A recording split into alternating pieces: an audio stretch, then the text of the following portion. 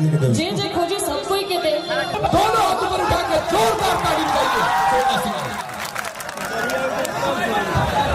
मान दीजिए मैं यही हूँ, मैं जान नहीं रहा हूँ, इसलिए कि ये मंच जो है मैं पहले भी बता चुका हूँ, ये मंच आज मेरा नहीं है, आज ये मंच हमारे जितने भी सम्मानित कलाकार हैं उनके लिए है।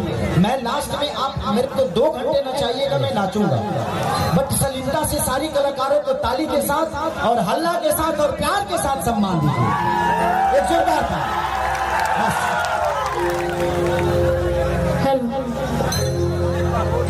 सबसे पहले तो आप सबके प्रणाम और एक बार ताली बजा के हमके आशीर्वाद दे दें। और हमने के जो सारा कलाकार पंकज जी के छोट भाई गोल्डी जी के तिलक उत्सव मिल जा, हमने के सारा कलाकार उपस्थित बने जा और हमरा के भी बुलावे खातिर आप सबके जे हमरा के बोले बा स्पेशल पंकज जी आपके धन्यवाद। और मंच पे इतना कलाकार जब बनी तो कहीं सब नर्वस घूमते करेगा, खास करके खेसारी से बानी से बानी और बाकी सारा कलाकार बानी हमनी के बहुत सपोर्ट करीला दीपक सर से। तो बस 2 लाइन हम गायब ऐसे कि हमनी के दुल्हा राजा खातिर नहीं बनी जाओ बड़े खातिर गीत ना हो तो भाई तो ना इंसाफी हुई ओकरा खातिर। ओकरा बाद एक वो गाना गाए, ओकरा बाद बहुत सारा कलाकार बनी जाओ।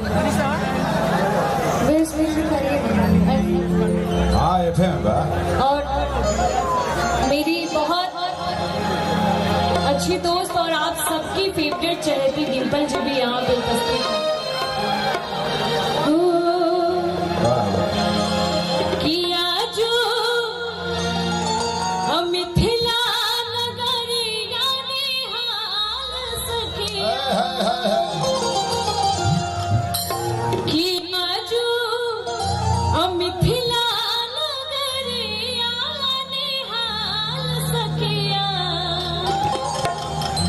चारों दूल्हा में बड़का कमाल सखिया, चारों दूल्हा में बड़का कमाल सखिया, मिथिला नगरिया निहाल सखिया, मिथिला नगरिया निहाल सखिया, मिथिला नगरिया निहाल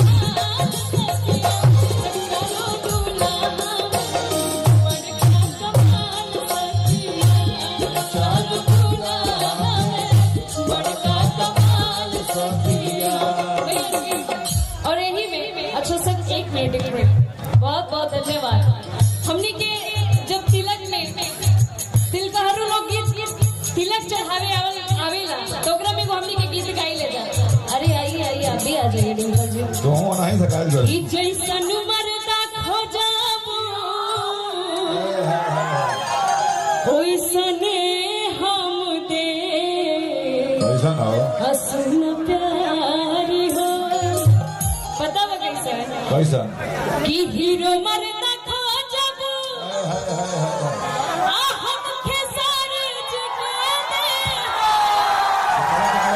के दे सोना केकरा खेसारी जी के दे जे खोजे सब कोई के दे। अपना फुल सब क्यूट मरदा खोजाबो।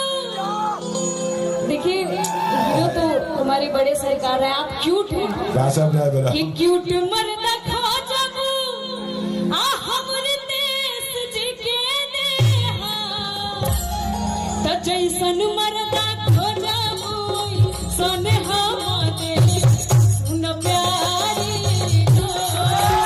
जैसन मरदा खोजाबो सने हम दे सुन प्यारी।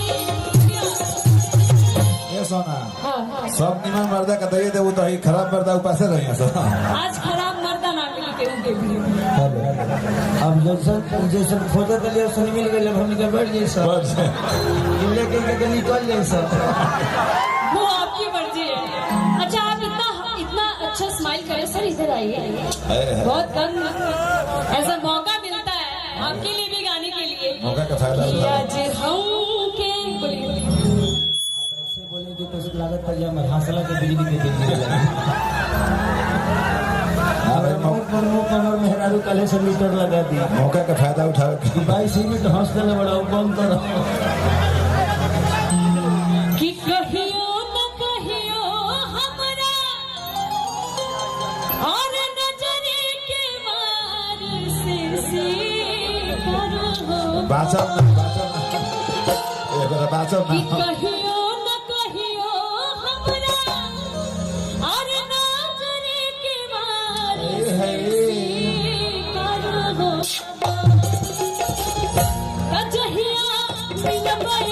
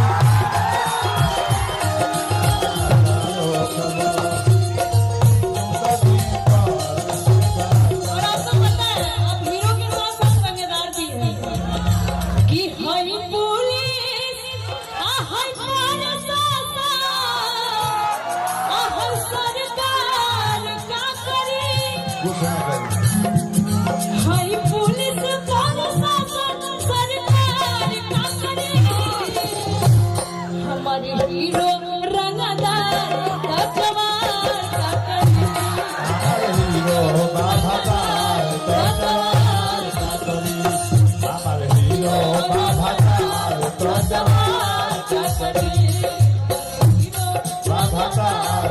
जवान